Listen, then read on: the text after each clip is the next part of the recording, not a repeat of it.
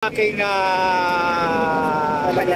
palagay, opinion, itong si Alice Goo ay mayroong itinatagong impormasyon sa kanyang kilikili. Tama. Alam nyo, di ba? Para hindi makakanta, paalisin na lang. Oo, matatandaan nyo ba yung sinabi ni Binibining Maharlika na di umano itong si Alice Goo, yung grupo nitong Alice Goo na to na sinasabing protektora ng Pogo ay nagbigay kinabangag ng 1 million? bilyon, di ba? Kumigit kumulang sa 1 bilyon. Kaya, kumbaga, ito, ang gusto ngayon nitong DOJ Secretary, ipa-deport na. Pagka ito ipa-deport, wala na tayong makukuhang informasyon. Wala nang hustisang makakamit ang sambayan ng Pilipinas. Kumbaga, ito, ang gusto ngayon nitong DOJ Secretary Repulla ay gusto siya ang tatanungin. Gusto niya na ito ay nasa kustodya ng Bureau of Immigration at gusto niya ito ipa-deport, di ba? Oo. Wala ka bang naiisip na anumang dahilan kung bakit gusto niya itong ipa-deport, itong si Alice Goo? Bakit gusto niya papadeport? Kasi ngayon siya Filipino citizen daw, yun ang claim nila. Nasa Indonesia na, bakit hinahabol pa? Oo. Ngayon, eto, sa akin, So in a way, meron tayong konting pasalamatan kay former Senator Ping Lacson. Okay. Sa kanyang revelation na ito. Isa siya sa nagsabi yun Ayoko siyang pasalamatan. Well, yun lang. Kasi isang point lang na yun, kasi binanggit niya yan. Ayoko Na siyang di pasalamatan. umano ay may nakausap siya na nagbigay nga raw daw si Alice Goo na yan ang ganyang kalaking halaga. Pero, mas nauna si Maharlika Yes! sapagkat ang Shout out to you, Mother Dragon! at itong grupo nitong na ito ay nagbigay ng pera. Kaya nga ito yung kung makikita nyo, kinukonekta si Cassandra Ong at yung iba pang mga Chinese personalities dito sa mayor ng Banban Tarlac na di umano ay sinasabing operator ng Pogo. Ngayon, ito ngayon ang classic dito. Kaya ito sinundo ng private jet o private plane ng alter ego ng presidente na nagngangalang Ben-Hur Avalos. Kaya di umano sinundo ito ay para di umano ay susian. Huwag lang kumanta. Para susian. mag-zip yung Yes. Para Oo. Kasi nga, bakit? Tingnan nyo. I-analyze na natin.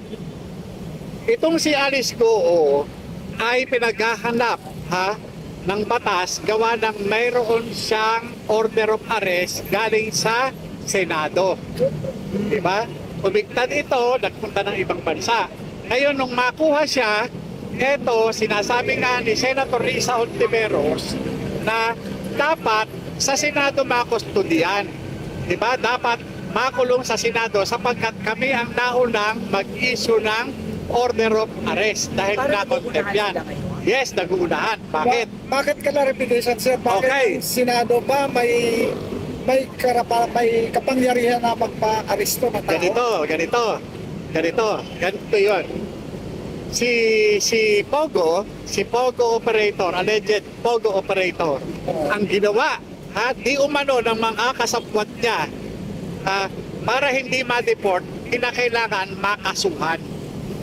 Ganyan ang ginagawa doon sa mga Chinese Pogo employee, na para hindi ma-deport, kinakasuhan.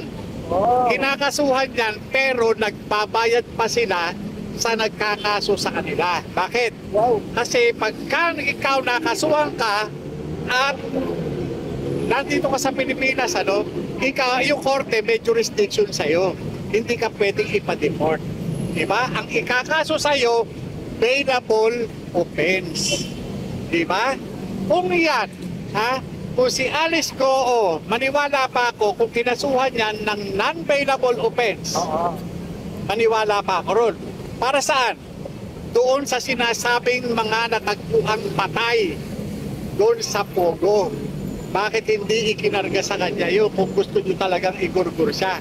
ang ikinaso kay Alice Go, nung kanyang mga sinasabing kasabwat, available yung kaso.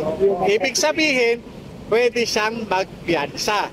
Ngayon, yun naman sa Senado, kung kay Risa Hontiveros, alalahanin natin si Risa Hontiveros, iba ang political orientation. Yeah. Hindi siya politikang pera.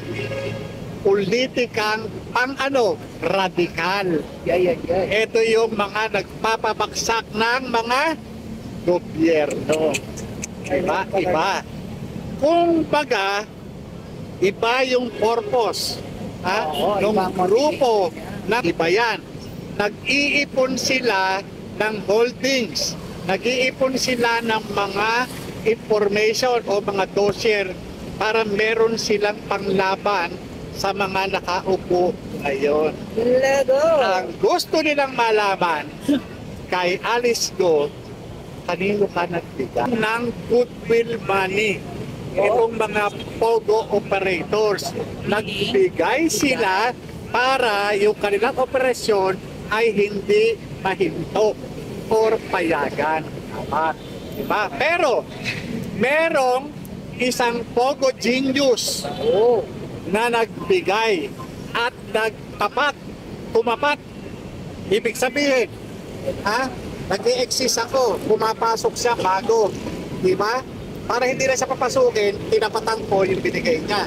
Magkano binigay niya? 1 bilyon? Tapatan ko na 1 bilyon. Ganon, diba? Ganon yung At yung POGO genius na yun, siya ang nag-design ng rules ng PAGCOR patungkol sa POGO. Siya rin ang nagdikta kung ilang POGO ang paggaganahin ng papayagan. Yung iba gagawin. Yun. At yung POGO genius na yun, involved siya doon sa Bangladesh Central Bank na ginamit yung RCBC na digital heist. bilyong dolyares ang involved. Na kung saan nagtutusa hanggang ngayon si Degito. Ano na yan, sir may kaso na yan sa US So pwede natin pangalanan yan. Pwede pangalanan. Oo, hindi. Kaso naman yan may kaso na yan. Si Imong. Yan pala ang genius. Yan yung POGO genius. Siya ang nag-design ng POGO operation. So hindi kaya isa yan sa mga sign na nalalapit na? Yes. Kaya nga ang tanong ko, wala ka bang nararamdaman?